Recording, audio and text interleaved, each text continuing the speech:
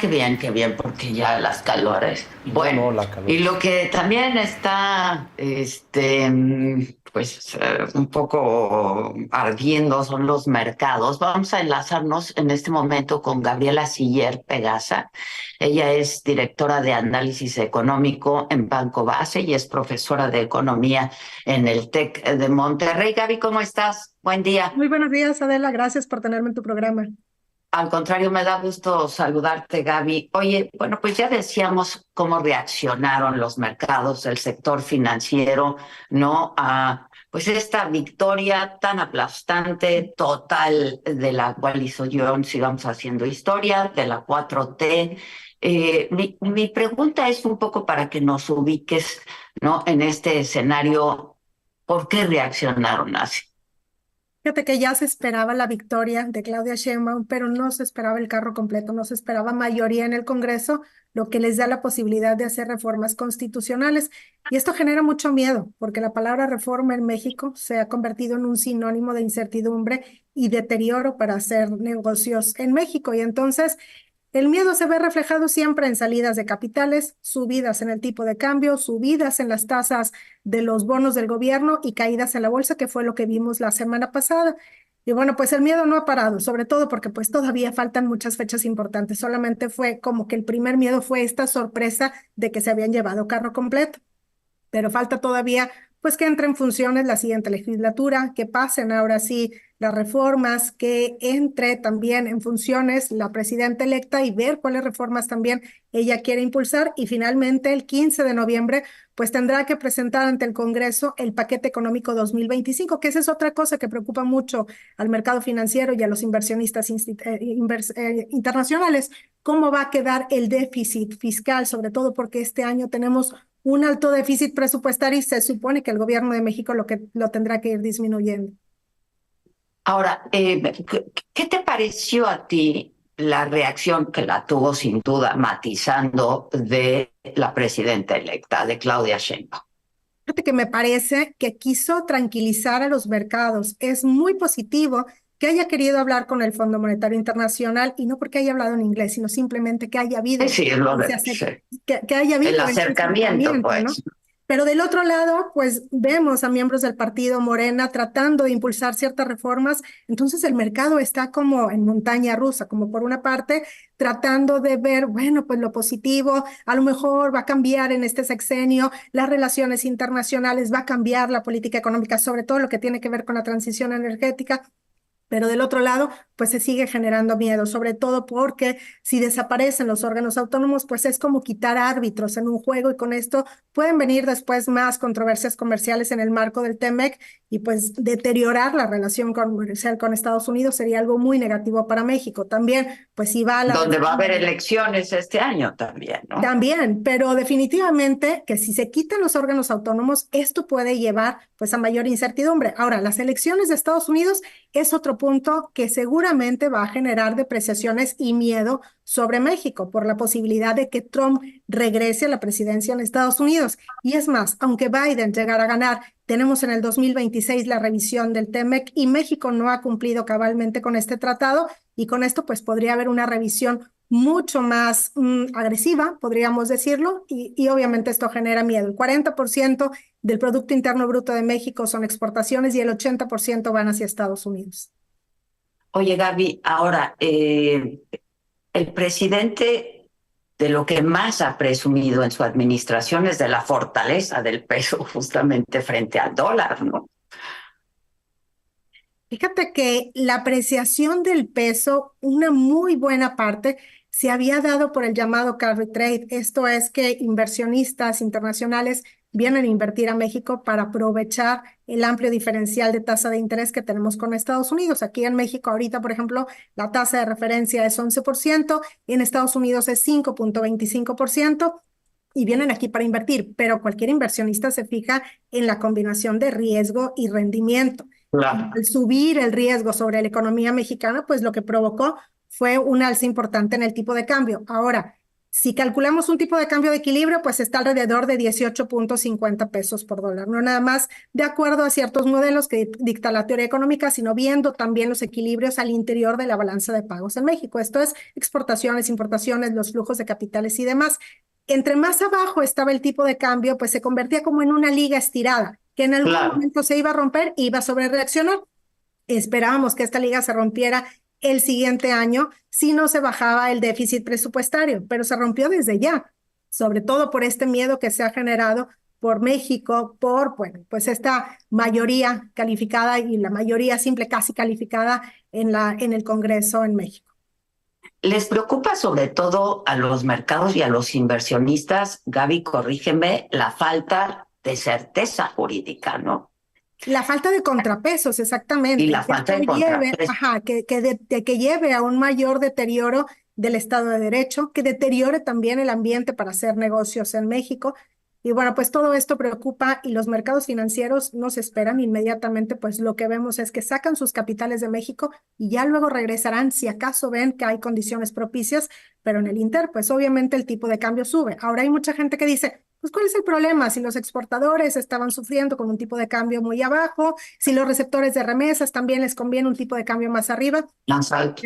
pero a nadie le conviene la volatilidad. La verdad es que pues hubiera sido mejor que paulatinamente el tipo de cambio hubiera ido subiendo en la medida que el Banco de México recortara la tasa de interés y que disminuía este diferencial de tasa de interés respecto a Estados Unidos. Lo que estamos viendo ahorita puede ser inclusive evidencia de fuga de capitales de nuestro país. Ahora, esta fue una primera reacción solamente al resultado de la elección, pero vienen momentos, ¿no?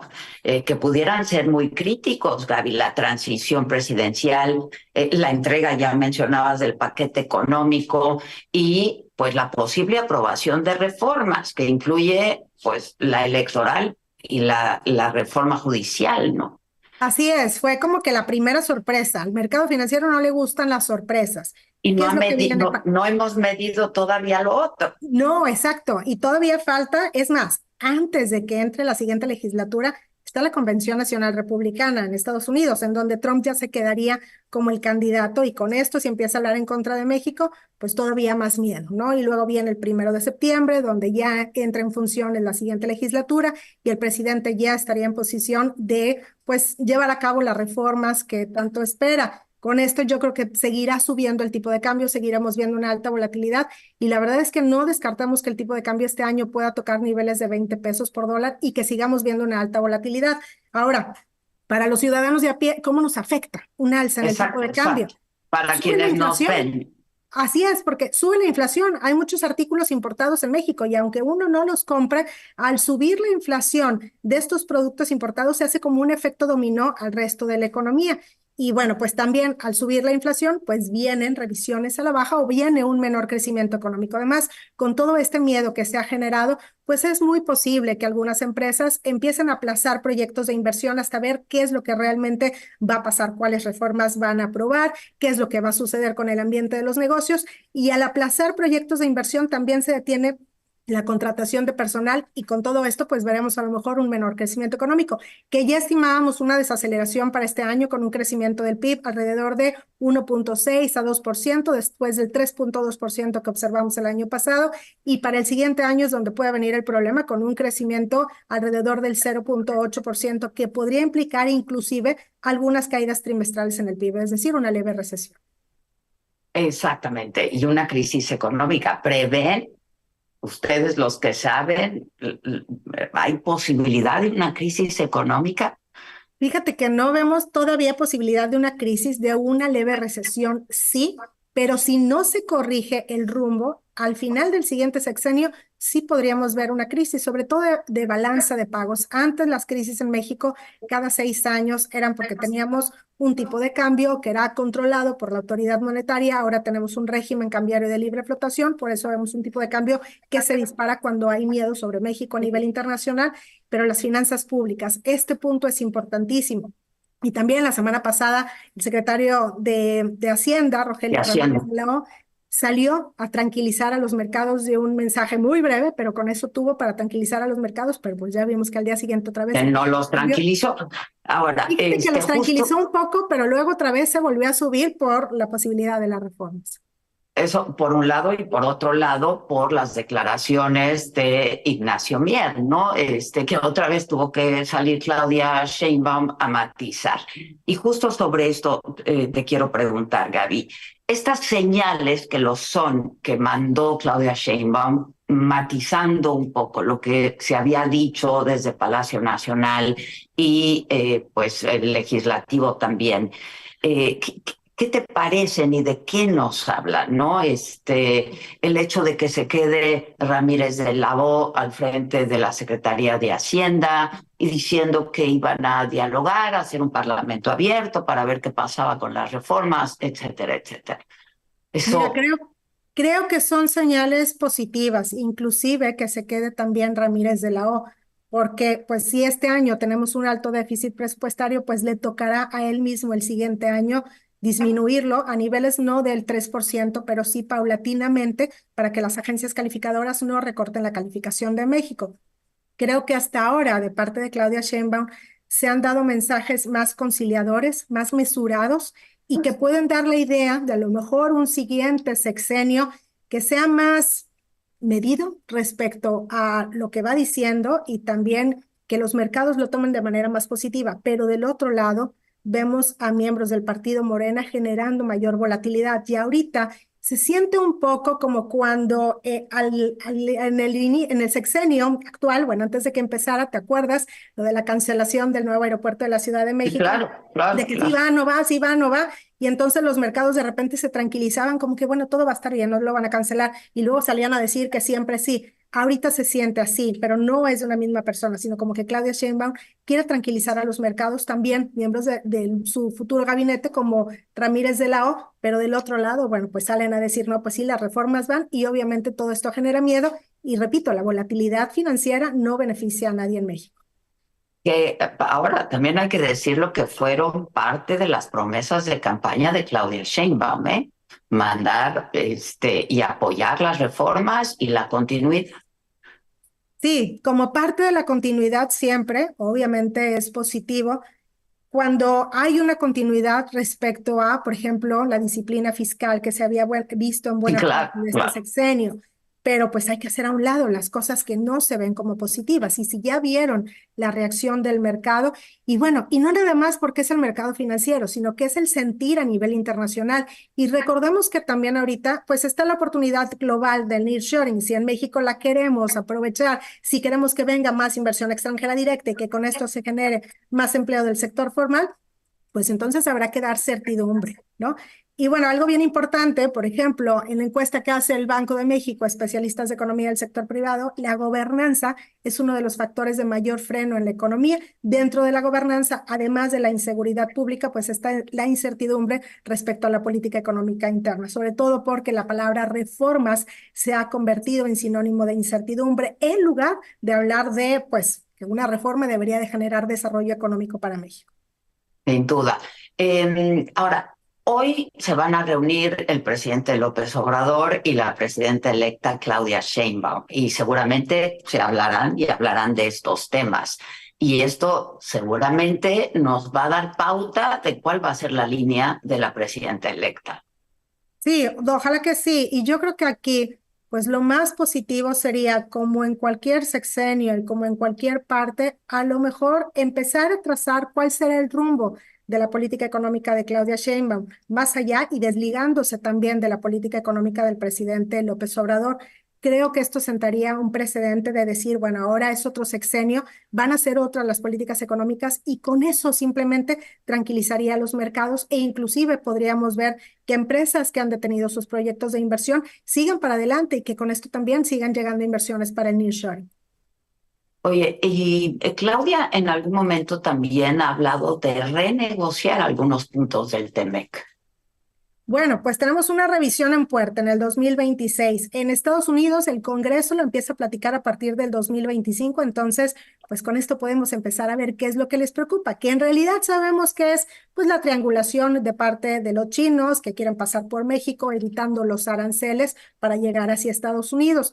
Pero sí hay puntos en donde México pudiera ganar mayor participación. Ahorita somos el principal proveedor de Estados Unidos, pero necesitamos más inversión y para que esta inversión llegue tiene que haber mayor certidumbre. Ahora, esta revisión del TEMEC en el 2026 es importantísima, sobre todo porque si no nos ponemos de acuerdo, pues entonces iremos a una revisión por año, hasta 10 años, entonces ahí se terminaría el tratado. Yo no creo que el tratado se vaya a terminar, pero sí creo que nos tenemos que poner de acuerdo y sobre todo en estos primeros años del TEMEC viendo qué sí y qué no funcionó. Y bueno, pues esto también pues con el objetivo de que México siga creciendo en sus exportaciones. Vimos, por ejemplo, en el 2022 cómo las exportaciones crecieron casi 17% y generaron un muy buen impulso al crecimiento económico. Y bueno, pues además no sé, además de este crecimiento económico, obviamente hay una creación de empleo de la parte formal. Y repito mucho esto del empleo en el sector formal, porque en México más del 50% de los ocupados están en la informalidad y entonces se necesita que se creen más empleos, o sea, que haya mayor crecimiento económico, pero Que en la parte paguen formal de la impuestos economía, exactamente. y haya dinero en las arcas. Que haya dinero en las arcas y esto, mira, sabes que si hay crecimiento económico, hay dinero en las arcas. Está bien correlacionado el crecimiento económico con lo que se recibe la Secretaría de Hacienda y al tener más ingresos, pues también pueden seguir con sus programas sociales y con todo lo que quieran hacer. Si no hay crecimiento económico, si hay incertidumbre, pues no hay dinero tampoco en las arcas y con esto se genera un mayor déficit, un mayor endeudamiento y se genera un círculo vicioso en la economía. No, déjame hacerte un par de preguntas rapidísimas, Gaby, ya que estamos conversando. ¿En esta administración hubo nuevas inversiones o simplemente las que había permanecieron? Estoy hablando de inversión extranjera, porque esa es otra, ¿no? No hemos llamado muchas nuevas inversiones. Así es, fíjate que sí hubo nuevas inversiones, pero no muchas. De hecho, el último dato disponible, que es el primer trimestre del 2024, las nuevas inversiones, hablando de inversión extranjera directa, representaron poco menos del 3% de la inversión extranjera directa total. Esta proporción es mínima en registro. Si comparamos inclusive con el mismo trimestre del año pasado, pues el año pasado eran 5% las nuevas inversiones, es decir, ha ido disminuyendo y es muy bueno que las empresas que estén en México reinviertan aquí sus utilidades, pero pues sería mejor si tuviéramos, además de reinversión de utilidades, nuevas inversiones. ¿Qué es lo que ha pasado? Pues ya platicábamos, ¿no? Que hay incertidumbre respecto a la política económica interna, porque no ha sido solamente una reforma, sino ha sido una y otra y otra y otra, y esto genera la idea de, bueno, ¿qué es lo que viene más adelante? ¿Cómo más se va a subir los costos laborales? Falta también promocionar a México en el exterior y sobre todo falta gasto en infraestructura, en energía eléctrica y agua. Fíjate que creo que si las reformas detienen la llegada de nuevas inversiones, todavía la detienen o la frenan más la posibilidad de que no haya suficiente energía eléctrica y agua en nuestro país, porque estas nuevas Energías inversiones, limpias y agua, exacto, ¿no? porque Pues aparte son inversiones que se hacen a 20 años, no sí, pensando claro. solamente en los siguientes 5 minutos. Sí, claro.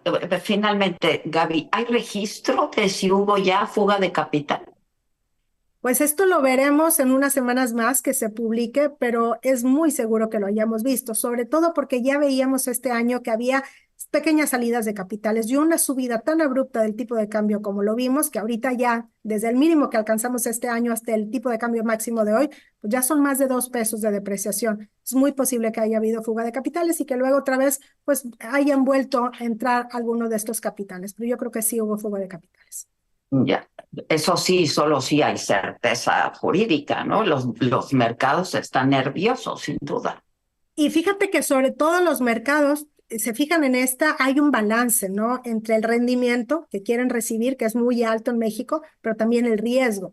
Entonces, cuando empiezan a ver que hay otros más que sacan su dinero, que el peso se deprecia, pues es, córrele mientras puedas, ¿verdad? Sacan sus capitales y ya después decidirán si regresan o no. Pero también por eso es que vemos que el tipo de cambio nosotros decimos se sube por el elevador y se baja por las escaleras, porque el regreso de Sí, capitales es muy paulatino muy y lento. muy lento y apenas cuando empiezan a regresar y empieza a bajar el tipo de cambio, pues hay otra noticia más que genera subidas en el tipo de cambio y nuevas salidas de capitales. Ya. Gaby, pues te agradezco mucho y ojalá sigamos en contacto Con porque mucho son gusto. temas que nos importan y nos interesan a todos, ¿no? No solamente es la macroeconomía, tiene que ver con nuestro bolsillo, sin duda. Así es. Muchas gracias, Adela, por tenerme en tu Al programa. contrario. Gracias, Gaby. Un abrazo. Muchas Abrazo. gracias. Gracias. Bueno, pues así